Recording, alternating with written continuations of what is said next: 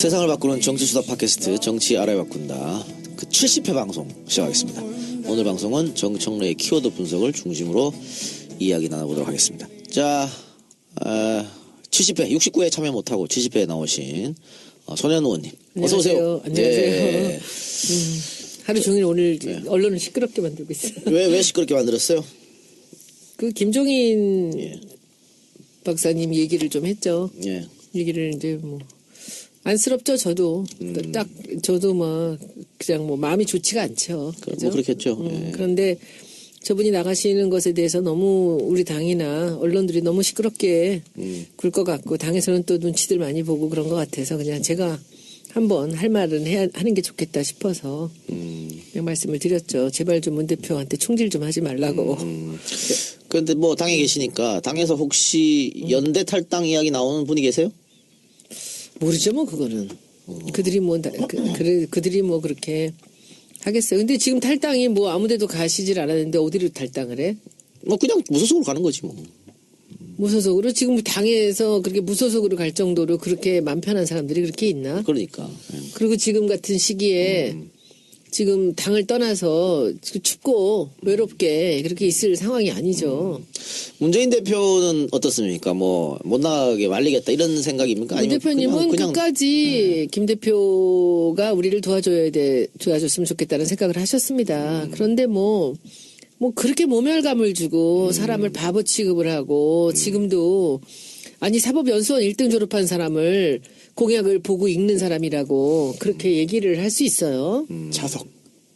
응? 원래 1등인데 면접 때문에 차석하신 건데 그게 말이 되는 소리예요. 그리고 그렇게 사람을 모멸감을 주는 거예요. 만약에 다른 사람이 그 김종인 의원한테 그렇게 모멸감을 줬다고 한번 생각해 보세요. 그게 있을 수 있는 일인가. 지금 1년 동안을 참았잖아요. 그분이 그렇게 당할 때마다 제가 한마디씩 했다가 제가 또 포화를 맞고 집중적으로 그랬지만 문 대표는 끝까지 그분 마음을 상하면 안 된다라는 생각을 했고 언제라도 마지막에서는 우리 같이 가야 되는 사람이라고 생각을 하셨습니다.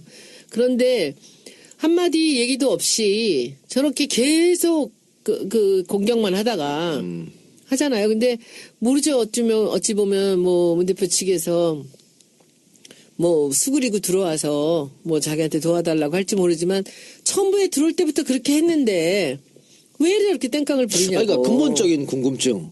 그 결국은 야인으로 있던 사람을 상고철회해서 정말 모시고 와가지고 정권을 주고 정말 다시 이렇게 정치 안으로 들어올 수 있게끔 가운데 들어올 수 있게끔 만들어줬는데 들어만 왔습니까? 야당의 당수로 총선을 치르지 않았습니까? 근데 왜 저러는 거예요, 근데?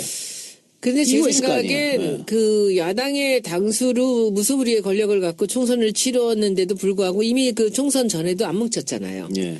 근데 뭐님 생각나세요? 우리 저기서 같이 유세차 타기로 해놓고서는 안 왔잖아요. 예. 근데 그때 이미 문재인하고는 같이 갈 수 없다라는 마음에 결심을 하신 것 같아요. 그래요. 저한테는 그 문자로 다 남아 있어요. 네네. 그날 와주시기로 하고는 못 가겠습니다. 그랬더니 뭐 광주 갔다 오는 결과를 보고 가겠습니다. 하더니 광주에서 너무 환대를 받았는데 안 하겠습니다. 이렇게 하시더라고요. 그래서 저는 그때 이미 그분이 문 대표하고는 마음으로 갈라진 게 아닌가라는 생각을 합니다. 그 이유는 제가 보기엔 단 하나입니다. 문 대표가 다른 누구도 갖지 못한 엄청난 힘을 우리 당 안에서 갖고 있다는 거죠. 저는 그게 인기라고 보거든요. 그리고 그것이 패권이라고 다들 또 뭐라고 하지만은 제가 보기에는 김종인 대표가 우리 당에서 갖고 싶었던 게 패권 아니었겠습니까? 근데 그 패권이 마음대로 만들어지지 않으니까. 네. 그러니까 아마도 기다리다가 뭐 여기서 누군가가 이걸 다 모아서 자기한테로 다시 갖다 주기를 원했을지 모르지만은 이게 뭐 대선을 앞두고서는 그게 말이 됩니까? 그러니까 굉장히 오래전부터 이미 더 이상 킹 만드는 건 안 하겠다. 그리고 저는 그 총선 때 이미 저는 마음이 떠났다고 봅니다. 근데 본인이 더 이상 킹 만들건 안 하겠다 그러면 본인이 킹을 한다는 얘기잖아요. 그래서 이번에 태권도전도 시사했는 것 같은데 네티즌 댓글 보니까 재밌는 거 있더라고. 국회의원 선거에서도 한 번 못 이긴 사람은 대통령 선거를 하겠냐고. 그러니까 이분이 계속 비례대표 한 거 같잖아요. 그런 의미가 그러니까 이분이 제가 보니까 이해가 안 되는 측면이 많잖아요. 아까 제가 이제 족탈 불급 얘기도 했고 그랬는데 뭘 해도 문 대표한테 안 되는 거예요. 그래서 마음이 가난하기 때문에 말질하고 해코지하는 겁니다. 그래요. 뭐 거기까지만 하죠. 네, 하여튼 예. 하여튼 어디 가서 건강하게 예. 행복하게 잘 저도 사셨으면 이제 좋겠습니다. 제 마음이 그래요. 네. 진짜 건강하시고 더 이상 스트레스 받지 마시고 어떤 결정을 하시든 간에 뭐 제가 사실 김 대표님 저는 마음이 되게 짠해요. 사실 뭐 그러시겠죠. 이렇게 뒤에서 그 쓴소리를 하면서도 아이 참 왜 이렇게 됐어야만 됐나라는 생각이 듭니다. 뭐 파급 효과는 없을 것 같으니까 거기까지 하고요.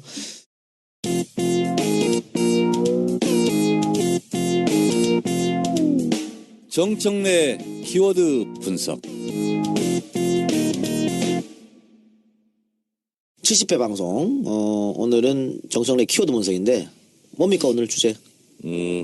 플레임, 예. 프레임. 또 하나. TV 토론, 프레임과 TV 토론. 네. 프레임부터 하시겠습니까? 프레임, 자, 프레임 들어갑시다. 프레임. 틀, 틀. 뼈대, 왁구. 왁구. 그리고 건설 현장에서는 거푸집, 거푸집. 이런 거죠. 네네. 거푸집에 시멘트를 넣으면 그 모양대로 그대로 나오는 예. 거죠. 흔히 이제 대선을 프레임의 전쟁이라고 얘기를 하죠. 근데 이제 이 프레임에 대해서 많은 사람들이 개념도 헷갈리고 그리고 아무 데서나 프레임이라는 용어를 쓰고 그래요. 근데 이것을 학술적으로 정립한 분은 UC 버클리 언어학 교수 조지 네이코프 교수죠. 그래서 이분이 인지언어학의 뭐 창시자라고 뭐 이렇게 알려졌나 봐요. 저는 거기까지는 잘 모르겠고. 근데 이분이 쓴 명저 예.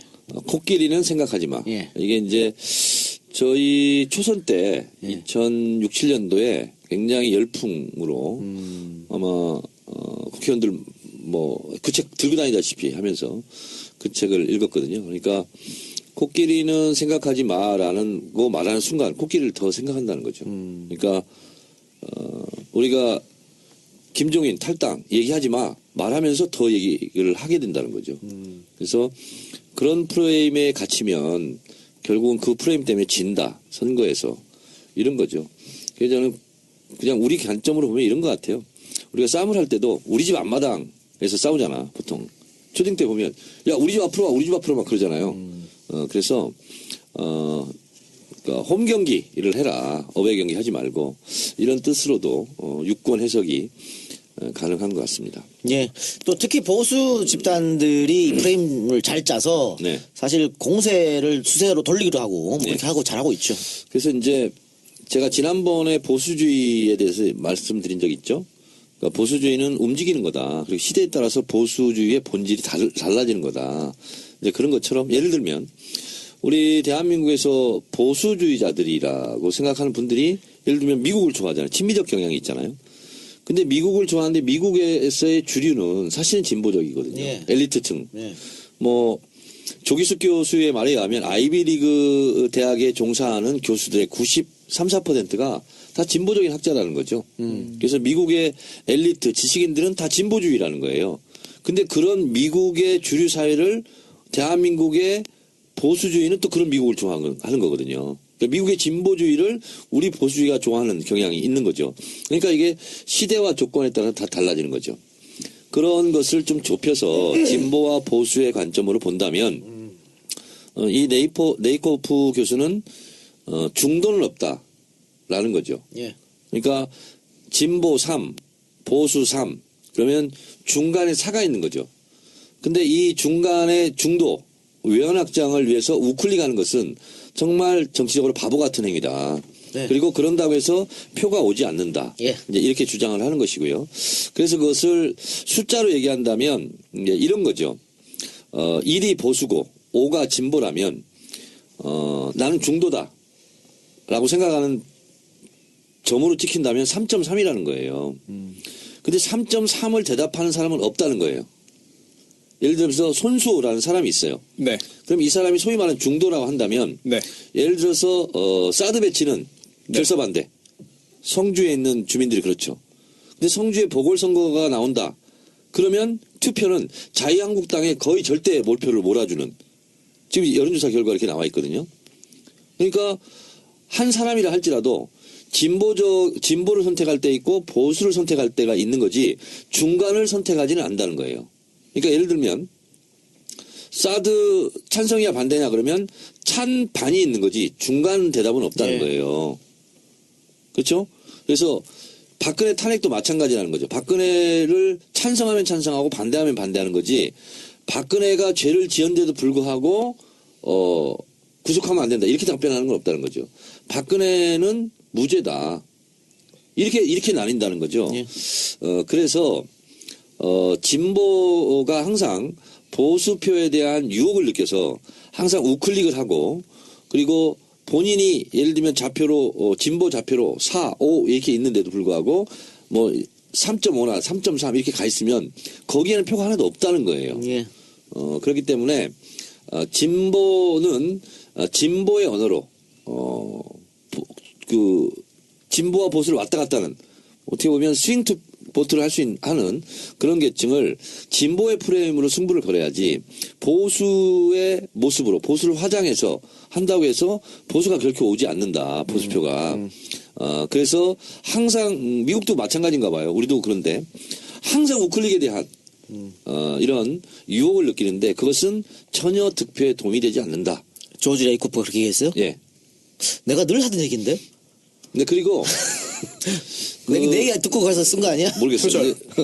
그리고 이제 손석희 사장이 EBS에서 무슨 뭐 프로그램을 한 적이 있대요. EBS? EBS에서 이완배 기자가 이제 그 김용민 브리핑에 얘기하던데 이런 게 있었대요. KTX의 민간 매각 예. 부분에 대해서 강남의 100명하고 인천 구월동 거기가 좀 못 사는 동네인가 봐요. 구월동 100명. 요즘에 잘 살아요. 잘 살아요? 네. 그쪽에 하여튼 시청 옆입니다. 그쪽의 분들하고 실험을 해봤나 봐요. 이제 프레임에 대한 그 예인데요. KTX를 민간에 매각하는 거에 대해서 어떻게 생각하십니까? 이렇게 물어봤대요. 9대1로 반대. 근데 KTX의 민간 경쟁 체제를 도입하는 게 어떻겠습니까? 그러면 또 찬성이래요. 그거는 여론조사 왜곡이네요. 그러니까 똑같은 내용인데 민간이 어쨌든 이양하는 건데 어떻게 프레임을 짜는 거에 따라서 사람들의 대답이 달라진다는 거죠. 예. 그래서 그런 프레임을 선점해야 된다. 이런 거고 이한배 기자가 또 그 얘기를 하더라고요. 들어서 제가 아는 건데 루즈벨트 대통령이 미국에서 굉장히 위대한 대통령이잖아요. 경제 대공황을 극복하고. 근데 재선 때 굉장히 힘들었다는 거예요. 루즈벨트는 빨갱이다. 이렇게 이제 프레임을 씌웠다는 거죠. 근데 나는 빨갱이가 아니다. 이렇게 얘기하면 진다는 거예요. 근데 그거를 프레임을 걸었다는 거죠. 이렇게 걸었다는 거예요. 부자를 더 잘 살게 하는 것은 진보가 아니다. 가난한 사람을 잘 살게 만드는 게 진보의 기준이다. 그렇게 프레임을 걸어버렸다는 거예요.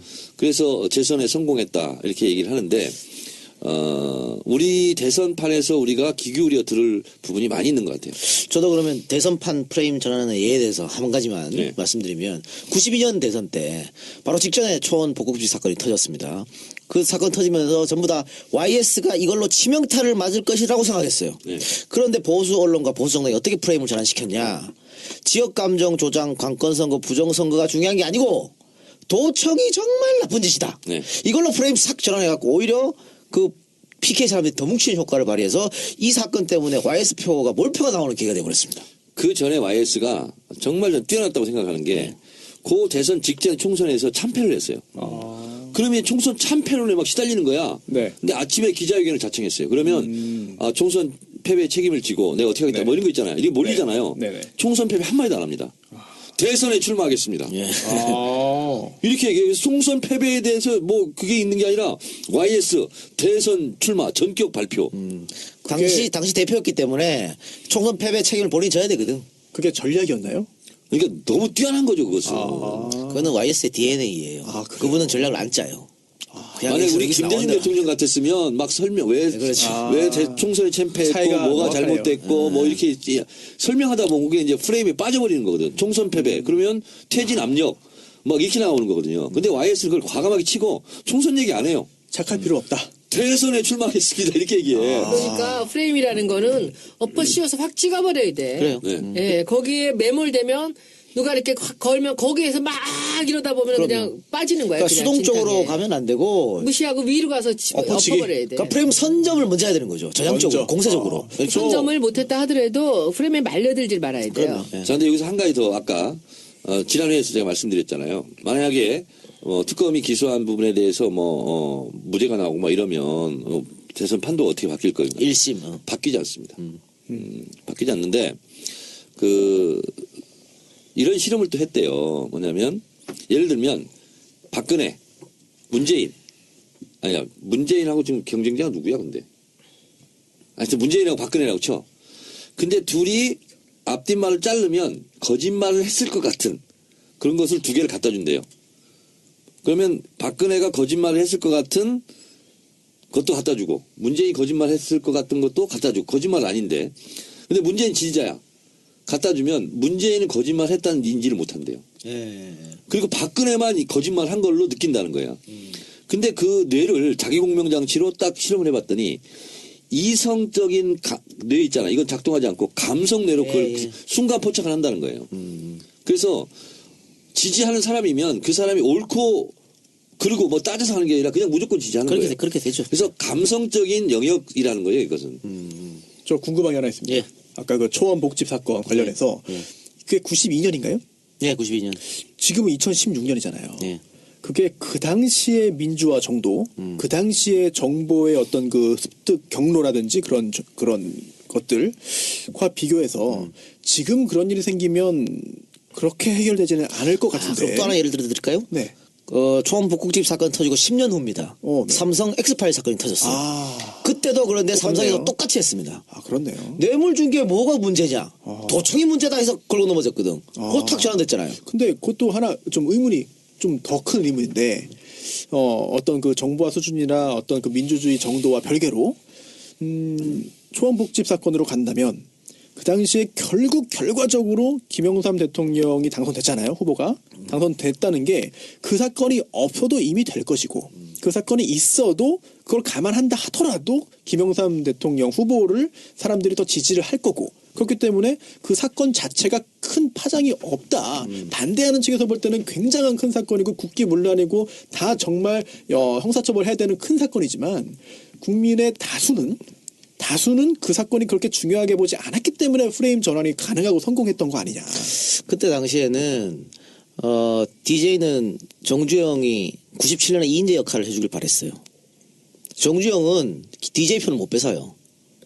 강원도 출신이고 울산에 기반이 있고 그러니까 YS표를 뺏을 수 있어. 그런데 초반에 획기적인 공약으로 그 많은 분들한테 박수를 받고 지지를 아파트 받았는데 아까부터 반값 이런 것 때문에 그런데 선거 막판 가면 갈수록 별 지지를 못 받았거든. 그런데 이 사건은 국민의당에서 터뜨린 거예요. YS를 물어뜯기 위해서. 그래서 맨 처음에는 국민의당보다 DJ 쪽에서 박수 쳤다니까 이길 수 있다고. 그런데 한순간에 YS하고 그렇게 엎어졌어요. 엎어지면서 오히려 더 YS표가 몰표가 우르륵 쏟아져 버렸어요. 그래서 그 PK 지역에서 정주영이 거의 힘을 못 썼습니다. 그러니까 요 얘기를 요즘 대선판으로 이것을 이제 응용해서 본다면 이런 거죠. 실제로 그동안은 이 프레임을 짜는 것은 조선일보, KBS 주로 이런 데였어요. 예, 조중동. 예. 이제 아젠다 세팅을 하는 거죠. 프레임을 짜는 거죠. 근데 지금은 종편들도 많이 하고 있어요. 그래서 종편의 영향을 받으면 프레임에서 밀리는 거야. 프레임 전쟁에 지는 거야. 근데 그것이 다시 진보 매체까지 영향을 미쳐요. 그래서 그 고리를 끊어야 된다는 거야.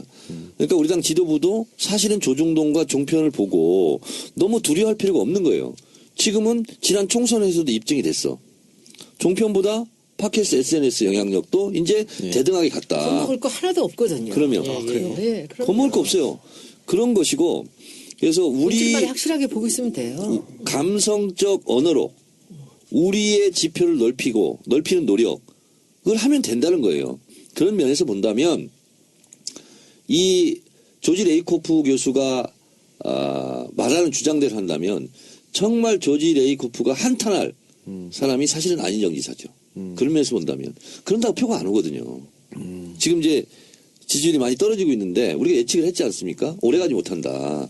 그래서 우리 언어로 우리 마당에서 우리의 언어로 진보와 보수를 왔다 갔다 하는 소위 말하는 중도는 없다는 건데 그 사람들은 진보도 찍고 보수 찍는 사람들 아니에요. 그러니까 보수를 찍는 것을 믿고 진보를 찍는 것을 믿고 그분들을 설득하는 것이 중요하다. 예. 이게 이제 프레임이라는 것을 이 이제 언론이라든지 정치판에서는 쓰지만은 이제 마케팅에서는 포지셔닝이에요.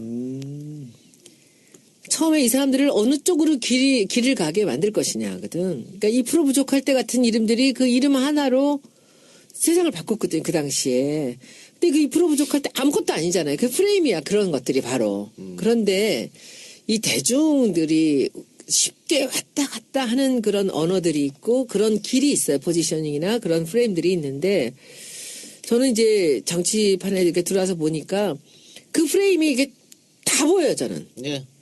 보이니까 그걸 말려들질 않죠. 그러니까 사람들이 우리 당이 이제 저쪽 상대방의 당한테 당한다든지 좀 박지원 대표 이런 거 잘합니다. 아주. 그리고 또한 이 국정원 같은데 댓글 같은 것들이 이런 데가 무섭게 들어와요. 예를 들면 그 표창원 사건 같은 게 바로 그겁니다. 여기서 그걸 마치 그림을 그린 사람 같이 걸고 들어오면서 이것을 반복하니까 사람들이 다 표창원이 그린 것 같이 된 거죠. 저한테 그걸 걸은 거잖아요. 고영태가 나왔는데 제가 최순실이 그 불륜을 뭘 자랑이라고 내놓느냐 했더니 그 다음날부터 고영태랑 저랑 불륜이라는 글이 올라오기 시작하는 거예요. 그래서 이제 그걸 걸려들면 안 되는 거예요. 이게 시간이 가면 아마 사람들은 그럴지도 모른다라는 생각을 하게 되는 거예요. 그래서 이제 고소를 해서 고소는 120건이 됐고요. 근데 이 부분이 선거에서는 너무나 중요합니다. 그러니까 항상 조심을 하고 있어야 돼요. 상대방이 어떤 식으로 걸지를 그럼요. 알면은 초전에 팍 잡아버려야 돼요. 그냥. 그렇죠. 예. 근데 그걸 못 잡으면 밀려드 나가면 그 다음은 감당이 안 되거든요. 근데 지금 같은 상황은 최순실 박근혜 국정농단 사건이 워낙 커서 그 대세론이 지금 굳어지는 상황이기 때문에 저쪽에서 어떤 프레임을 가져와도 흔들리지 않을 것 지금 같은데. 태극기 프레임이 사람들을 피곤하게 만들고 있는 거예요. 오히려? 그렇죠. 네. 왜냐면 할 말이 없으니까 태극기를 들고 애국이라고는 얘기로다가 박근혜를 싸고 도는 거죠. 그래서 내가 처음부터 얘기했잖아. 태극기를 들고 애국가를 부릅시다. 예. 자, 그러면 이번 대선에는 우리가 어떤 프레임을 혹은 저쪽이 어떤 프레임을 지금은 우리가 친 것이 아니라 촛불 국민들이 이미 쳐졌어요. 그래서 국정농단, 박근혜 게이트, 정권 교체 이 프레임이 우리가 선정한 게 아니라 이미 이건 시대 정신, 시대 언어로 그냥 가버린 거예요. 그래서 이 프레임은 시대 정신과 엇박자가 나면 안 돼요. 그것은 쉽게 무너지거든요. 그 프레임은. 그래서 예를 들면 우리가 지금 일제시대다. 예. 그러면 친일과 독립운동 이 프레임을 걸어야 되겠죠. 그럼 누가 이기겠어요? 그럼 시대정신은 독립운동이잖아요. 그러니까 60년대 중반, 60년대 즈음에서는 사실은 그때 시대정신은 뭐냐면 잘 살자는 거 있잖아요. 그 소독을 한 간호사, 광부 뭐 이런 거 있잖아요. 이분들이 사실은 시대정신이고 어떻게 보면 프레임이잖아요. 그 시대에. 70년대, 80년대는 군부 독재 타도하자. 예. 민주화하자. 이게 시대정신이잖아요. 그게 프레임이죠. 그러니까. 군부 독재를 옹호할 것이냐 아니면 군부 독재를 타도할 것이냐. 그래서 민주화할 것이냐. 이게 이제 시대정신이고 프레임인데 시대정신과 이 프레임이 잘 만나면 이것은 깰 수가 없어요. 예. 그래서 이번 대선은 특검의 기소 결과 여하이 판결로 나오든 간에 저는 크게 영향력을 행사하지 못할 것이다. 이렇게 보고 있는 그렇죠. 거예요. 그리고 지난번 뭐 천안 폭침 때도 북풍을 한번 몰아보려고 그 보수정당에서 갖고 들어왔잖아요. 네. 근데 그때 야당에서 그래서 평화냐 전쟁이냐 이 카드를 들어가서 성공시킨 거거든요. 그 프레임 성공한 건데 YS 내기가 나왔으니까 제가 한 번만 더 YS가 프레임을 어떻게 전환했는지 예를 들어드리면 내각제 파동이 터집니다. 90년대. 그러니까 그 삼당합당 하면서 내각제 비밀의 JP. 각서 있잖아요. 아, 메모 쓴 거요. 그게 나중에 네. 터졌어요. 그래서 YS가 굉장히 코너에 몰렸죠. 저런 비열한 사람. 당무거부. 그런데 그거는 각서 쓴 게 아니고 이거 누가 언론에 터뜨렸냐. 나는 정치 공작에 당했다. 당무거가 내려가 버렸어. 저같이 잘 모르는 청취자분들을 위해서 그게 그 당시에 왜 위기에 몰렸는지도 조금 더 설명을 구체적으로 해주십시오. 아니 이거는 협잡인 거죠. 자기들끼리. 대통령 중심제에서 자기들끼리 비밀리에 밀실로 협잡해갖고 우리 내각제 하기로 하자. 이렇게 해서 썼어, 합의한 거 아니에요. 각서를. 각서 썼어요. 그때 그 노태우, 김영삼, 김종필 세 명이서. 그렇죠. 그러니까 이게 터지는 바람에 김영삼이 완전 코너에 몰렸단 말이야. 그리고 본인은 대통령 한다 그러면서 그런 국악서를 왜 써서 거짓말쟁이 이렇게 됐는데 그거를 이거는 각서 쓴 게 문제가 아니고 이걸 언론에 흘린 사람이 더 문제다. 이렇게 프레임돼서 그러니까 민주자유당 3당 합당 이후에 김영삼의 최대 위기였어요, 정치적으로. 그러면 최대 위기였죠. 그래서 그때 다 죽는다고 그랬어. 그럼 누가 비판한 거예요, 그거를? 뭐 야당? 다 그러니까 민자당 내에서도 비판했죠. 아, 내에서도. 엄청 몰렸어요. 근데 이거 누가 깠어? 이 실의가 없는 놈들. 누가 깠어요? 그러면서 아니 그렇게 얘기하고 그냥 거제도로 내려가 버렸어요. 내려버렸어요. 당무거부. 당무거부 하니까 줄줄이 다 찾아와가지고 올라왔다고. 당대표가 당무를 거부한 이런 초유의 사태가 아니, 벌어진 거야. 근데 그것도 단순히 제가 생각하기에는 그 당시에 YS가 정말 힘이 있고 당 내든 아니면 국민적으로든 지지도가 높았기 때문에 할 수 있는 전략. 아니, 그거 아니에요. 그게 그게 아니에요. 이게 뭐냐면 얼마나 웃긴 거냐면 방귀 낀 사람이 성내는 거예요. 그거예요. 근데도 성 내는데 어떡할 거야? 지금도 그럼 그런 프레임 전환 전략이 유효한 겁니까? 근데 그거는 때마다 다른 건데 그 만일 와이스 그때 변명하고 핑계대고 있으면 와이스 정치는 그제 끝나는 거예요. 그 정도요? 그런데 바로 맞받아쳐서 성공했는 건데 실패한 사례를 제가 하나 드릴까요? 오, 예. 실패한 사례는 이번 박근혜예요. 아. 박근혜가 시정연설 하면서 갑자기 아. 개헌 카드 꺼내들었잖아. 네. 그 프레임 전환시키려고 들고 나온 거거든. 반나절 성공했죠, 반나절. 완전 박았었잖아요. 어? 그거 아니어도 실패인데 그렇죠. 그런 꼼수를 꼼수를 쓴 거지. 부르려고. 옛날 같이 그렇게 써주면 이게 통할 줄 아는 거지. 시대착오적이네. 그런데 박근혜가 이번에 진짜 잘못한 게 있어요. 뭡니까? 뭐냐면 바로 사과한 거.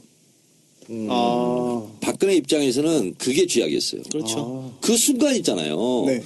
그동안 무섭고 두려워서 네. 가만히 있던 사람들 다 일어나는 거거든. 그래서 박근혜를 조언하는 사람이 있었다면 사과를 하면 안 되는 거였어요. 끝까지 버텨야 돼. 그러면 증거 나올 때까지. 근데 우병우 같이. 태블릿 PC 있잖아. 김기춘 같이. 나오자마자 바로 사과한 거거든. 뭔가 있구나. 그렇게 해야죠. 더 치면 되겠구나. 그러니까 흔들면 되겠구나 하고서 네, 달려든 맞아요. 거거든. 박근혜 그때 버티고 사과가 뭐야? 나 그런 거 모른다고 하면 그렇죠. 이게 이렇게 확 전환되지 않아요. 그러면 논란이 생기거든. 나는 모르는 일이다. 그렇지. 남자들 바람 폈을 때 끝까지 잡아 때린 거랑 비슷한 거구나. 왜 이렇게 웃어? 근데 이 작가님. 내가 얼마나 웃었나요? 바람 핀 게 아니라 산같이 갔다 왔다. 산같집이 어디 있냐? 그럼 어디를 대? 거기는 산이다 산. 주택이 아니라 나는 모른다. 당무거부. 당무거부. 그리고 가출. 그렇지. 거제도. 행방불명. 핸드폰 꺼놓고. 그렇지. 그러면 이제 찾아다니면서 울면서 이게 모든 것을. YS 전략이에요. 아, 근데 미치겠다 진짜. 박근혜도 저는 그때 딱 이틀 만인가 상황을 딱 보면서 무너지는구나. 그때 있잖아요. 사과 지금까지 한 번도 안 하고 있었어 봐요. 그 사과 왜 한 거예요? 그러면? 그게 전략을 증거물이 잘못 짠 나오니까. 거예요? 잘못 판단한 건데 증거물이 김기춘 나오니까. 전 실장이 잘못 고쳐준 건가요? 코치가 지금 잘못됐다고 해요. 자, 그러니까 YS 시기였으면 어떻게 했냐면 이 태블릿이 JTBC도 어떻게 보도한 거야. JTBC 압수수색해. 뭐 그렇게 나왔을 수도 있어. 막 이런 식으로 손석희 잡아들여. 저는요. 막 이런 식으로 무리수를 주는 거야. 어땠을까? 그러면 그걸로 이게 뭐였죠? 시각이 이렇게 전환이 돼. 저기 정청래 의원님, 나는 이게 지금 자기들이 한 짓들이 워낙 농단이 컸기 때문에 감당이 안 됐을 거야. 일이 터졌을 때. 그랬을 때 나는 박근혜였다면 최순실 들어오지 마라. 정유라를 둘이 망명해버려. 근데 오히려 끝까지 들어오라고 잡아뛰고. 했죠. 그러니까 얘가 만약에 안 왜 들어오고 그랬지? 그냥 어디다 망명해버리고 딱 뜨잖아요. 그러면은 진행이 안 되는 거야. 그럼 일이 진행이 안 되지. 왜 그러냐면요. 왜 그렇게 했을까요? 자기 힘이 이걸 다 덮을 수 있다고 판단한 겁니다. 들어오면 오판한 거예요. 난 요새 왜냐면 정청래 의원이 참 멋있어 보여. 네, 최순실이 된다고 생각했구나. 내가 이렇게 알리바이를 다 맞췄으니 대통령이 덮어주세요. 이렇게 하니까 박근혜 그럼 들어와라. 그러니까 최순실은 덮어질 줄 알고 들어왔고 검찰에서. 그렇죠. 다 박근혜가 대통령 힘으로 눌러서 그러니까 바로 체포를 안 한 거잖아요. 최순실이 삼성이랑 벌써 입을 맞췄다고 대통령한테 얘기했잖아요. 그렇지, 맞췄다고. 그러니까 그래서 박근혜는 자기가 힘을 과신한 거예요. 그렇지. 그러니까 이게 이런 문제들이 그냥 어디로 스위스고 어디로 숨어버리면서 둘이서 딱 그냥 떠버리면 말 같은 거 버리고 그러면 어쨌든 망명해버리게 임기까지는 되는. 쭉 가죠. 그렇지, 박근혜가. 그렇지. 저기 있잖아. 알프스 어느 골짜기 가가지고 텐트 치고 한 1년 있어봐. 그러니까 이게 프레임 짜는 게 진짜 머리 잘 돌아간 전략가가 짜는 것 아니면 그냥 정치적 DNA가 나와야 돼요. 큰 YS는 머리가 전략 있어요. 짜서 되는 게 아니야. 사람 원래 본성이 그래. 타고난 거래요. 타고난 거예요. 무대법. 무대법. 상상을 초월한 무대법. 그래가지고 놀래다가 이게 뭐지 하면서 뭔 문제였지? 이러면서 까먹는 그러니까 거야. 대한민국 정치 지도자 중에서 승부사적 기질이 크게 있는 사람 딱 두 명이에요. 한 명 YS, 한 명 노무현 대통령. 노무현 대통령 감성적 승부사지. 빨갱이 프레임으로 막 몰아가니까 그래서 내 마누라 버리라는 거예요? 이게 한마디로 확 덮어지잖아요. 그게 머리 짜서 했을까? 안 짜서 나오는 게 아니라 노무현 그건. 대통령은 진짜 고도로 치밀하게 계산된 승부사예요. 그래서 오히려 그거 다 계산한 거죠. 다 계산했다고 아, 보세요. 그럼요. 아, 진짜라니까. 노무현 대통령은 그냥 툭툭 던진 게 아니고 이걸 정교하게 계산해가지고 툭툭 던지는데 계산된 발언인지 사람들이 눈치 못 채게 하는 것 뿐이야. 아, 그건 더 대단한데요. 그게 대단한 거예요. 근데 마지막으로 떠나실 때는 그건 계산된 거 계산이 했으면 그러면 어떻게 됐었던 거야? 그걸로 모든 게 끝나는 거였나? 그거는 계산 안 했지. 계산한 거지. 내가 이렇게 떠날 때 여기서 이 모든 일은 끝날 거다라고 했고 실제 끝났나? 뭐 실제로 정해졌죠. 정해졌나요? 그냥 거기서 이 일은 끝났나요? 수사나 이런 것들은? 뭐 그게 뭐 온 백성들이 슬퍼하는데 어떻게 더 나갑니까? 자, 여기서 이제 프레임 하나만 더 얘기하고, 이제 그게 이 부분을 마무리하겠습니다. 죄송합니다만 그 죄송합니다. 공소권 할 필요 없어. 없음 처분으로 끝나고요. 사망한 그럴 경우에는 때는. 그리고 또 엄격히 따지면은 이제 그 가족들에 대해서도 혐의점이 있으면 수사를 할 수 있지만 여론이 근데 그게 할 되나? 수 있지만 그렇게 수사했으면 큰일 나죠. 예, 그것도 못하는 그건 상황으로 간 본인이 거죠. 그렇게 생각하신 거지. 자, 근데 이 프레임은 위대한 정치가가 말 한 방으로 할 수도 있고, 그리고 개미 군단에서도 할 수 있다는 것을 오바마가 보여줬죠. 네? 오바마의 SNS 자원봉사단 240만 명이 몰렸어요. 제일 먼저 한 게 프레임 전쟁입니다. 어떤 프레임을 걸었냐? 공화당 롬니 후보는 부자편, 오바마는 서민편. 이거를 SNS 자봉단들이 그냥 사이버에서 다 시위를 하면서 다 그렇게 했어요. 그래서 갑자기 롬니가 부자편이 돼버린 거야. 실제로 그렇지도 않아. 아니에요? 아니에요. 굉장히 부자이긴 맞는데. 아니, 부자편이라고. 오바마는 서민편이라고. 이렇게 갔거든요. 그래서 그냥 1차 프레임 전쟁에서 게임이 끝나버린 거예요. 근데 그거는 수많은 개미 군단들이 버즈리앙으로 승부한 거예요. 그래서 우리도 문재인 대표가 그걸 잘 못 만든다. 그러면 개미 군단들이 이걸 만들어가지고 각종 게시판 다니면서 그 각종 기사 댓글. 야, 요즘 제가요. 하나 취미가 생겼어. 예. 이제는 네이버 있잖아요. 가장 많이 본 기사 1, 2, 3, 4, 5. 가장 댓글 많이 달린 기사 1, 2, 3, 4, 5. 가서 댓글 다 봅니다. 9대 1이야, 9대 1. 뭐가요? 우리 쪽이 완전히 바뀌었더라고. 네이버 맞아? 야, 네이버 맞아. 그래서 제가 이번 대선은 저쪽에서는 힘들겠다. 오늘 있잖아요. 김종인 탈당했잖아요. 그 기사가 톱으로 떴거든요. 가서 보니까 뭔지 알아요? 자유한국당으로 가시오. 이게 1위야, 1위. 그러면서 쫙 밑에 봤는데 다 뭐 그런 거예요. 그래서 예. 이제 네이버 댓글 맞아. 우리의 전사들이 가서 활약하고 있구나. 긴장을 늦추면 안 예, 됩니다. 그럼요. 예. 자, 하여튼 첫 번째 키워드 프레임 재밌네요. 예. 노무현 대통령 얘기 나왔으니까 실패한 사례. 노 대통령이 그 조중동에서 노무현 대통령 인사 문제를 가지고 코드 인사라고 엄청 공격했습니다. 네. 그래서 그 당시에 청와대에서 계속 그걸 변명하고 수세적 모습을 보이면서 오히려 당했거든. 저는 그때 왜 역으로 못 치냐 정말 답답했어.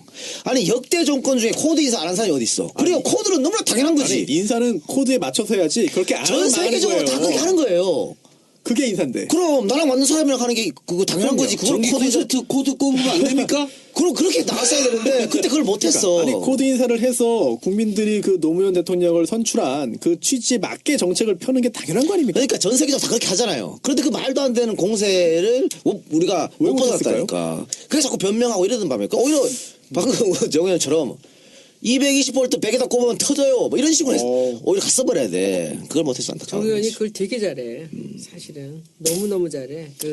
우리는 씌우는 거 이런 거. 그 조선 때부터 막 대화하다가 뭐 이렇게 옥시각시하면 뭐 이렇게 100대 0 게임이 없잖아. 그러면 그 200 고춧가루 빼고 얘기하세요. 그럼 말을 못해. 판이 끝나는 거야 그냥. 그래요. 자, 그러면 광고 듣고 와서 두 번째 키워드 하겠습니다. 두 번째 키워드가 아까 뭐였죠? TV 토론. TV 토론. 예, 이것도 재밌겠네요. 자, 광고 듣고 오겠습니다. 자, 많이 산놀렛 많이 이용해 주시고요. 자, 그러면 두 번째 키워드 TV 토론. 아직 TV 토론을 한 번도 하지 않았습니다. 지금 민주당 경선인단 모집하고 일단 토론은 시작됐습니다만 라디오 토론 한 번 했고 인터넷 토론 한 번 했어요. TV 토론 아직 시작되지 않았는데 TV 토론 전에 정 의원이 TV 토론이라는 키워드를 갖고 온 것은 나름의 이유가 있을 것 같습니다. 네, TV 토론. 손수 변호사. 네. TV가 뭐죠? 텔레비전. 텔레비전. 네. 스펠링이 어떻게 되죠? TELEVISION 맞습니까? 텔레로 비전 텔레. 보는 거죠. 아, 네네. 이걸 누가 발명했는지 아세요? 모르겠는데요. 저도 몰랐어요. 네. 영국의 엔지니어 네. 존 로지 베어드라는 사람이 네. 이 텔레비에 도전했어요.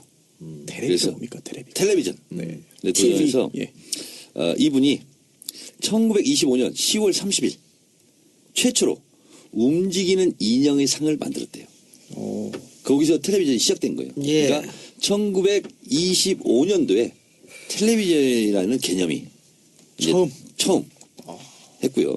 그리고 1927년 적외선을 이용하여 어둠 속에서 상을 송신할 수 있는 녹토비저를 발명했답니다. 그래서 베어드 텔레비전이 1929년 사상 처음으로 BBC 방송이 텔레비전 방송을 시작했답니다. 그러니까 존 로지 베어드 이분이 텔레비전을 발명했고 1929년에 영국 BBC에서 처음으로 텔레비전 모습을 갖추고 방송을 했다. 이런 거죠. 그러니까 100년도 안 된 거예요. 텔레비전이 나온 것이. 근데 까마득한 옛날처럼 보이지만 지금 우리 TV토론 방금 대선주자 후보 TV토론 얘기했는데 이 TV토론이 처음 도입된 게 언제인지 아십니까? 손수 변호사. 케네디? 우리나라에서. 아, 우리나라요? 네. 대선주자 TV토론. 김대중, 김영삼 그때입니까? 아니에요. 1997년. 자, 근데 재밌는 것은 1992년도에 김대중 대통령이 TV 토론을 하자. 그렇게 얘기합니다. 김영삼 절대 안 해요. 예, 끝까지 거부했죠. 끝까지 거부했어요. 아, 진짜요? 예, 그때 92년도에 TV 토론이 도입됐다면 김영삼 대통령 못 했을 수도 있어. 아니 뭐 근데 문재인 박근혜 그렇게 했는데도 박근혜가 이겼잖아요. 자, 그래서 1997년도에 처음으로 TV 토론법이 공선법이 바뀌면서 이게 이제 도입이 됐거든요. 그러니까 김대중 대통령은 집념의 정치인입니다. 그러니까 지방자치 있잖아요. 지방자치도 13일간 단식을 해서 예. 지방자치도 부활시킵니다. 지방자치 부활이 안 됐으면 김대중 대통령이 대통령 되기 어려웠습니다. 안 되죠. 어려웠습니다. 다 그리고 관건 선거를 하는데 그렇습니다. 시장이나 이런 사람들이 또 하나는 뭐냐면 TV 토론이 도입되지 않았다면 김대중 대통령은 들씌워진 용공 이미지, 빨갱이라는 거 이걸 극복하지 못했습니다. 노무현 대통령도 대통령 되기가 쉽지 않았죠. 어려웠습니다. 그렇기 때문에 김대중 대통령은 YS는 그냥 내지르는 툭툭 한 방씩 저지르는 거였다면 김대중 대통령은 치밀하게 준비하는 그런 성격이에요. 그러니까 지방자치 성공해놓고 그다음에 TV 토론 도입해라. 예. 해놓고 DJP까지 이렇게 해서 결국은 최초로 정권 교체를 하는 거거든요.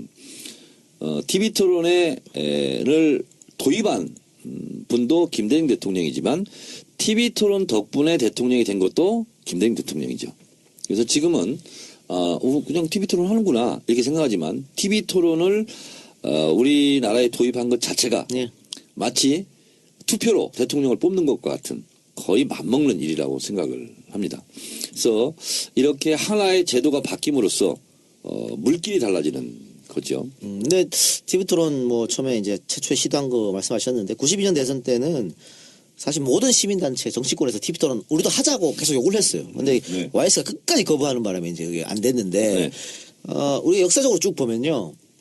여론조사에서 1등을 달리는 후보는 다 TV 토론을 피하려고 그래. 그렇습니다. 지금 1등인데 구태여 TV 토론 할 필요가 없거든. 그러니까 92년 김영삼, 97년 이회창, 2002년 이회창, 2007년 이명박, 이렇게 2012년 박근혜 전부 다 TV 토론 자꾸 뺐었어요. 자, 근데 TV 토론이 결정적인 영향력을 행사하는 제가 알고 있는 두 나라가 있습니다. 미국하고 프랑스입니다. 미국 영향력이 있어요? 미국은 있죠. 엄청나죠. TV 그래요? 토론에 난리 나는데. TV 토론 1차, 2차, 3차 하면은요, 누가 이겼다. 네. 곧바로 발표돼요. 그게 부동표는 굉장히 왔다 갔다 영향력을 굉장히 주는 거죠. 그리고 프랑스 같은 경우는 언제 위력을 발휘하냐면 결선 투표 때. 굉장히 위력을 발휘합니다. 그러니까, 예를 들면 조스팽 후보가. 네. 리오넬 조스팽. 그렇죠. 그분이 그거 했었죠. 근데 TV 토론 덕을 많이 봤어요. 근데 TV 토론이 미국이나 프랑스처럼 그렇게 후보가 덕을 보려면요. 네. 우리처럼 이렇게 하면 안 돼요. 시간도 충분히 주고. 자유 토론이 돼야지. 그렇죠. 이거는 뭐 1분 30초 동안 뭐 질문하고 뭐. 자, 이게 미국은 이게 뭐야 이게. 미국은 이제 공화당, 민주당 후보가 결정이 되잖아요. 그럼 TV 토론을 하는데 그 미국 대선 TV 토론 굉장히 재밌습니다. 예. 그냥 거의 마구잡이야. 예. 그리고 막 서서 하고 막 얘기하고 뭐 거의 뭐 규제가 없어요. 예. 그걸 보면서 미국 유권자들이 실제로 마음의 결정을 많이 예. 하거든요. 정청래 의원 같은 분은 미국에서 대통령을 했어야 되는데. 아, 그렇습니까? 네, TV 토론 나가면 얼마나 압도적이겠어요. 그리고 이제 대선 때 이제 TV 토론도 하지만 실제로 영국 의회는 상시적으로 TV 토론을 한다고 보시면 됩니다. 영국 의회는. 예, 맞습니다. 네. 네. 영국 의회는요, 여야가 바로 근접한 거리. 재밌더라고요. 그 거리가 그러니까. 3m 50입니다. 심튀기 일거리야, 진짜. 완전히 왁작지껄하고 일어나 네. 삿대질하고 막 의장을 막 조용히 하라고 앉으라 그러고 막 야단 법석입니다. 영국 의회. 지정석도 아닌 것 같아요. 거기는요, 예. 정원이 600명이면 좌석이 500개밖에 없어요. 늦게 가면 앉을 자리가 없어요. 일부러 그렇게 만들어놨어요. 그거 좋은데? 지각하지 말라 이거예요. 그래서 영국 의회는요, 그 왁작지껄하고 막 난장에 난장. 이걸 BBC에서 하루 종일 생중계합니다. 우리 그 필리버스터 하듯이. 그래서 그걸 보고 보수당이 잘하고 있다. 노동당이 잘하고 있다. 이렇게 영국 국민들에게 알아서 판단하게끔 만드는데 우리 국회는 이제 그렇지 못하죠. 예. 자, 근데 이 TV 토론이 그만큼 중요하고 저도 이제 대선 후보 가까이서 TV 토론 준비하는 거 보면 진짜 피를 말립니다. 자, 근데 절대로 TV 토론을 할 때 정책이나 컨텐츠를 가지고 표가 움직이지 않습니다. 네. 저도 그런 것 같아요. 이게 또 숨겨진 일인지입니다. 그러니까. TV 토론을 하는데 제일 중요한 것은 뭐냐면 팩트를 틀리면 일단 안 돼요. 그거는 뭐 기본이고 의도와 태도를 봅니다. 그리고 카피와 이미지로 승부를 하는 겁니다. 저 후보가 참 넥타이 세련되게 메고 나왔네. 그걸로 표가 가는 거예요. 저 후보가 헤어스타일이 마음에 드네. 저 후보가 표정이 마음에 드네. 그래서 남는 잔상은 이미지가 남지. 저거 뭐 부가세가 어떻고 법인세가 뭐 몇 프로 되면 얼마나 이기고 이런 거 남지 않는 거거든요. 원래 TV 토론 이미지 싸움인 거죠. 그리고 TV 토론을 보고 있는 사람들은 그렇게 막 공부하고 싶어 하지 않아요. 그래서 사실은 카피와 이미지가 남는다. 그래서 특히 대선 TV 토론 전쟁에 있어서는 카피와 이미지로 승부하라. 저는 궁금한 거 여쭤보고 싶어요. 두 번째, 어제 토론 보셨어요? 네, 맞습니다. 그 어제 토론에서 이제 초반에 그 이재명 시장이 굉장히 공격적으로 나오잖아요. 네. 근데 그 부분이 호감으로 나타날까요? 아니면 반대일까요? 손해 많이 봤습니다. 많이 봤죠. 이재명 시- 저는 많이였다고 봤다고 이재명 시장 생각해요. 많이 봤고요. 사람은요, 손가락으로 달을 가르치잖아요. 그러면 달을 보기보다는 이 손가락이 보죠. 아름다운지 안 아름다운지 그걸 보는 거예요. 이재명 시장이 노렸던 것은 그 준조세, 배당금, 법정 부담금 이 부분에 대해서 문재인 대표가 틀렸다. 그래서 내가 맞았다. 그리고 내가 이렇게 더 재벌 개혁에 대해서는 더 확실하게 할 수 있다. 이게 이제 의도고 목표였잖아요. 근데 그 의도는 태도로 아름답게 포장이 되어야 빛을 발휘할 수 있는 거거든요. 근데 태도에서 사람들로 하여금 좋은 인상을 못 줬기 때문에 그 주장하는 그 컨텐츠는 맞아요. 16조가 아니라 1조 4천억이라는 거예요. 그래서 그거는 이재명이 맞았음에도 불구하고 실제로는 최종 득점에서는 지는 거예요. 어제 점수 많이 깎인 것 같아요. 그리고 그 중재하려고 하는 안희정은 굉장히 좋아 보였는데 저는 참으로 안타까웠던 게 왜 저쪽 캠프에서는 이재명 시장이 저렇게 공격적으로 나오는 것에 대해서 왜 저기서 뭔가 컨셉으로 전략으로 이것을 좀 제재를 안 할까라는 게 저는 굉장히 안타까웠어요. 그래서 나중에 제가 좀 이제 물어봤어요. 왜 그랬느냐. 저도 다 알아봤어요. 얘 먼저 얘기해 주세요. 왜 그랬느냐. 그 후보하고 그 캠프하고 잘 안 맞았던 것 같아요. 주문은 그렇게 하지 않은 걸로 알고 있어요. 이게 누구든지 전략가라면 다 여기서 그렇게 공격적으로 나와서 사람들한테 그 부담을 줄 리가 없거든요. 그런 전략을 세웠을 리가 없습니다. 그런데 처음부터 막 나오는데 저렇게 나오면 사람들이 좋아하지 않아요. 그 내용이 보이는 게 아니라 그 태도로 본다고 아까 말씀대로. 그래서 알아봤더니 그 사실은 캠프의 전략가들은 그렇게 하는 걸 반대했대요. 근데 본인이 굉장히 강하게 그렇게 하는 게 맞다라고 생각했던 것 같고, 그러니까 본인 성격하고도 또 맞는 거죠. 네. 그리고 이제 거기 캠프에 있는 또 어떤 분이 또 같이 동조를 했다 그리고 이제 그래요. 공격해라. 어제 그 TV 토론을 보면서 그 이재명 시장이 그런 싸납고 거친 모습을 딱 보니까 안희정 지사가 바로 우리 동지에 얘기하면서 우애 뭐 이렇게 얘기하고 그랬잖아요. 그러니까 본인은 대연정에 대해서 저렇게 크게 방어를 치고 싶겠구나, 지금 방패를 내세우고 싶겠구나 하는 생각이 저는 의도가 들키더라고요. 근데 이제 그런 의도를 포착하는 일반 대중은 좀 드물어요. 근데 제가 봤을 때 얼마나 몰렸으면 나한테 대연정 날카롭게 공격하지 말라는 거거든요, 그거는. 그래서 그렇게 방언을 딱 치더라고. 그래서 그런데 제가 보기에 어제 이제 결정적으로 제가 문제라고 생각한 건 뭐냐면은 지금 이재명 시장 같은 경우에는 2위가 목표 아니겠어요? 목표는 1등이겠죠. 아니지. 2위를 거쳐서 1등. 아니 이 경선에서 지금 자기가 어떻게든지 2위를 해서 그 50%가 안 되게 해서 2위를 해서 한번 결선까지 가자는 얘기 생각일 텐데 지금 전체적으로 안희정 지사한테도 밀리잖아요. 많이 떨어지잖아요. 그렇다면은 여기서 누구를 이겨야 돼? 안희정 거를 뺏어와야 되거든요. 근데 문재인 거를 뺏어와서 2위를 하겠다라는 생각이 그게 잘못된 거예요.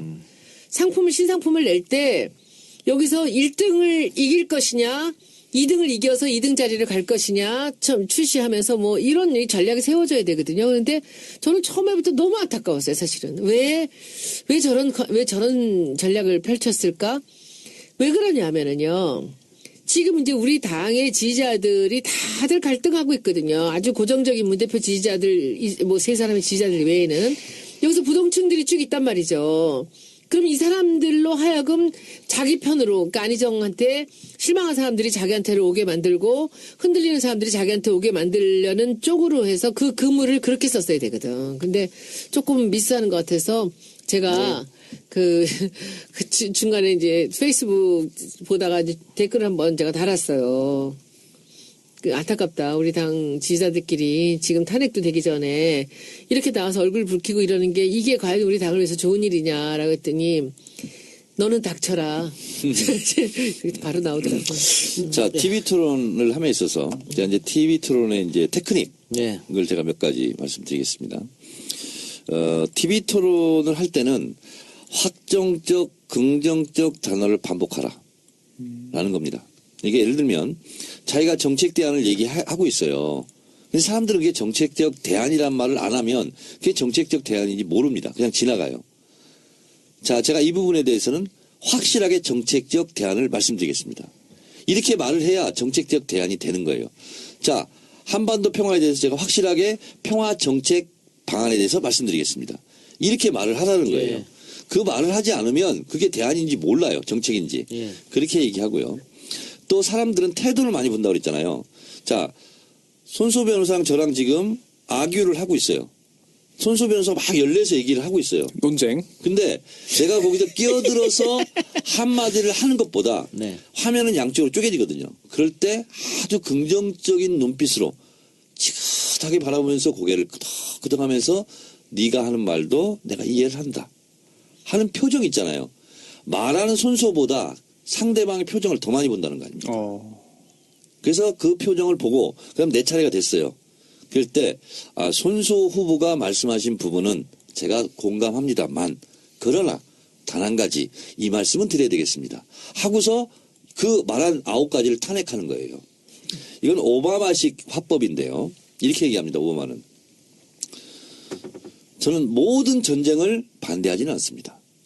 때로는 전쟁이 필요합니다. 그리고 전쟁은 이렇게 긍정적인 의미도 갖고 있습니다. 그러나 이라크 전쟁만은 제가 반대합니다. 그 이유를 말씀드리겠습니다. 이렇게 말하는 거예요. 그러니까 공감대를 확 넓혀놓고 그놈을 넓게 쳐놓고 그중에 고기 한 마리만 딱 잡아 오는 거예요. 그러면 내가 승리하거든. 그래서 TV 토론할 때는 그런 방식으로 하라.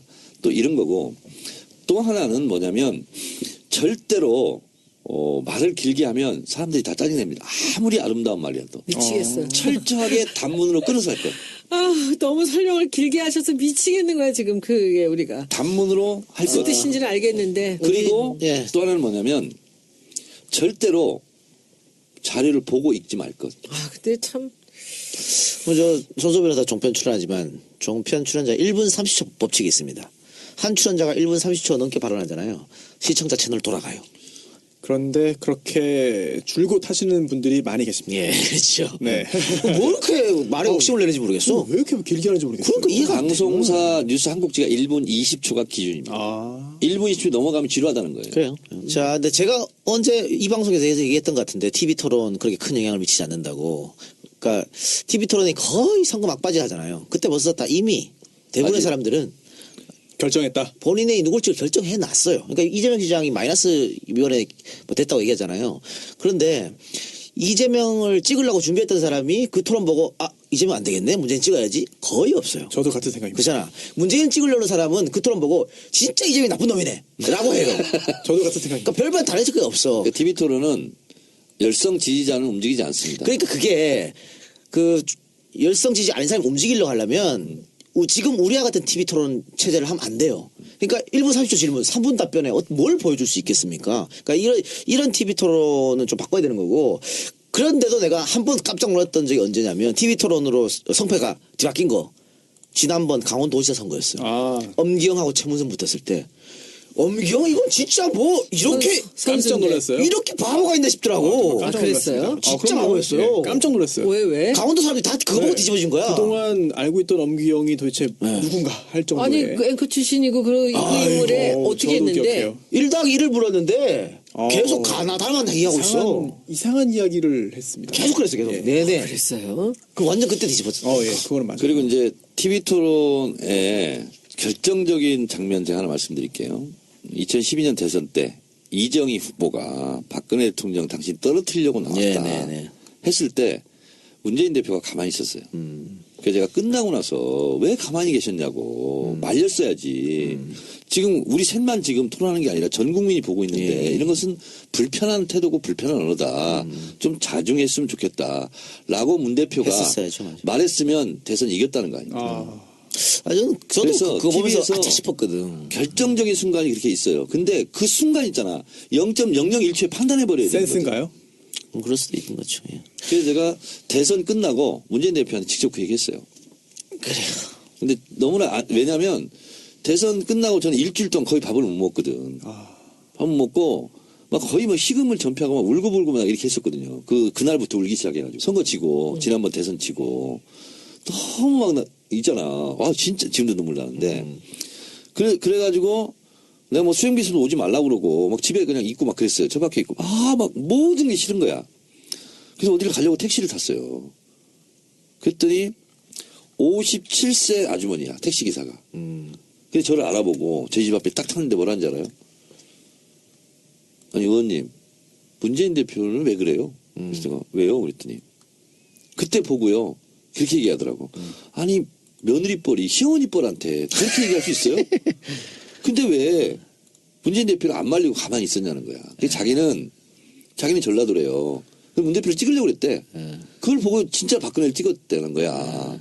근데 자기 주변에 그런 사람 많았다는 거예요. 그래서 실제로 그 장면은 표심을 많이 흔들었던 건 사실이에요. 그래요. 알겠습니다. 자, 그럼 우리가 지금 시간이 많이 됐는데 광고 듣고 와서 사드 이야기 잠깐 하고 방송 마치도록 하겠습니다. 광고 듣고 오겠습니다. 그러면은 사드 얘기를 해볼까요? 지금 생각보다도 중국의 보복이 좀 심해지고 있는 것 같습니다. 그래서 뭐 준단교 이야기까지 지금 나오고 있는 실정이고 중국에서 롯데 제품을 막 그 불도저로 밀어버리는 뭐 이런 일도 있었고요. 일단 롯데 마트가 3군데인가요? 5군데인가요? 39곳 영업정지. 39곳? 네. 5군데 아니었어요? 39곳입니다. 처음에 이제 4곳으로 시작해가지고 이제 6일에 23곳까지 되고 그 다음에 7일 기준으로 다시 16곳이 추가돼가지고 전체 중국 내에 99곳이 있다고 하는데요. 약 3분의 1에 이르는 업장이 영업정지 처분을 받았습니다. 계속 늘어날 수 있겠네요. 그럴 가능성도 있죠. 야, 그럼 덮어놓고 완전 대놓고 이렇게 보복을 하는 것 같은데 그것뿐만이 아니고 지금 그 중국 인민들이 롯데 매장 앞에서 시위하고 있고 중국 롯데 홈페이지는 지금 벌써 일주일째 마비 상태라고 합니다. 그리고 중국 관광객들도 굉장히 줄어들었고 아직 들어오시는 중국 관광객들은 롯데 면세점은 가지 마라 이런 지침이 또 내려졌다고 하는데 이게 언제까지 이렇게 보복이 가해질까 걱정스러운 판국인데 국방부가 사드 배치 수순을 지금 밟고 있다고 그 발사 포대를 갖고 오기로 결정했다고 이런 얘기도 들리고 있습니다. 지금 벌써 이미 들여왔다는 거 아닌가요? 일부를? 그렇죠? 예. 그러면은 국방부는 중국의 보복이 경제적 보복이 있든 말든 뭐 단교 이야기가 나오든 말든 우리는 예정대로 진행하겠다 이런 것 같아요. 지금 좀 이따 의견 얘기하고 내가 아까 그 배어드 얘기했잖아요. 텔레비전 발명가. 근데 옛날에 우리 그 중학교 때 영어 시간에 텔레비전 발명은 필립 한즈워즈다 이렇게 배운 기억이 나요. 그래서 지금 찾아봤더니 이분은 또 미국 사람이네. 그래서 여기는 또 미국에서 판즈워즈가 텔레비전 발명했다 이렇게 나오는데 이것은 댓글로 이걸 잘 아시는 분들이 그건 내가 그러면 보고 편집할게요. 맞나 안 맞나 내가 찾아서 편집할게요. 아니 댓글로 이렇게 써주면 되지. 대답이 나세요. 의견 주십시오. 네. 몇 번 말씀드렸는데 사드 배치는 결국 미국의 세계 군사 전략의 변화의 일환으로서 이제 오는 거고요. 그래서 전략적 유연성 뭐 이런 말도 나오는데 결국은 한, 미, 일 삼각동맹에 의해서 중국을 견제하자 이렇게 나오는 거잖아요. 근데 우리는 수출로 먹고 사는 국가고 미국 수출량보다 중국에 수출하는 게 2배가 더 많거든요. 압도적이죠. 압도적이거든요. 그러니까 앞으로 더 그것은 심화될 가능성이 많고 그러면 외교의 첫째도 둘째도 셋째도 다 국위가 아닙니까? 예. 이게 이제 미국의 군사 전략에 맞춰서 사드를 배치하는 것에 한미동맹 때문에 여러 가지로 버티기가 어렵다면 질질 끌 수도 있지. 근데 왜 이걸 박근혜가 이런 폭탄을 던져놓은 거야 지금. 그러니까 이렇게 진짜 조금 질질 끌어가지고 다음 정부에서 결정하게 만들면 되는데 국방부는 지금 그런 거 필요 없고 우리는 할 테니까 중국하고의 문제는 니들이 다음 정부에서 하든 말든 이런 그러니까 지금 먹는 것 같아요. 예. 중국에 대해서 지금 계속 미국이나 우리가 계속 부탁했던 게 뭐냐 북한 핵무기 견제를 위해서 대북 제재 지금 하라고 계속 하지 않습니까? 중국 대북 제재 안 하고 지금 대남 제재를 하고 있잖아요. 그래서 결국은 중국이 북한을 지금 먹여 살리고 있거든요. 네. 북한의 생필품 80%를 실제로 중국에 대고 있는데 중국은 그런 마음이 없어요. 이런 상태를 이미 우리가 알고 있어. 그러면 중립 외교라든가 등거리 외교라든가 시간차 외교라든가 여러 가지 외교적 전술과 전략이 있는데 이걸 덜컥스로 그냥 받아버리니까 결국은 우리는 뭐예요? 중국한테 보복이나 당하고 있고 중국은 당이 결심하면 그냥 하거든. 그렇죠. 민간 영역이 중요하잖아요. 지금도 사실상 사회주의 공산 독재 국가거든. 당이 명령 내리면 그냥 해요. 중국이 얼마나 웃기는 나라냐면 한 마을을 없애야 되겠어. 도를 뚫고. 그러면 명령을 해. 언제까 이전. 왜? 땅이 자기 거가 아니니까. 다 국가 땅이니까. 2달 가면 마을이 하나 없어져요. 중국은 우리하고 달라. 그렇죠. 민간 영역이 별로 중요하지 않거든. 자, 그래서 문제는 그러면 뭐 정권 교체 가능성이 상당히 높으니까 정권 교체가 되면 이 문제는 또 어떻게 할 것인가? 그러면은 그 전 정부가 했던 걸 뒤집고 전면 그 재검토 그것도 사실 어려운 거잖아요. 그러니까 자, 이렇게 얘기했으면 좋겠어요. 저는 예. 문재인 대표는 이제 전략적 모호성 이렇게 얘기했어요. 예. 뭐 이리 주저해서 맞을 수 있어요. 예.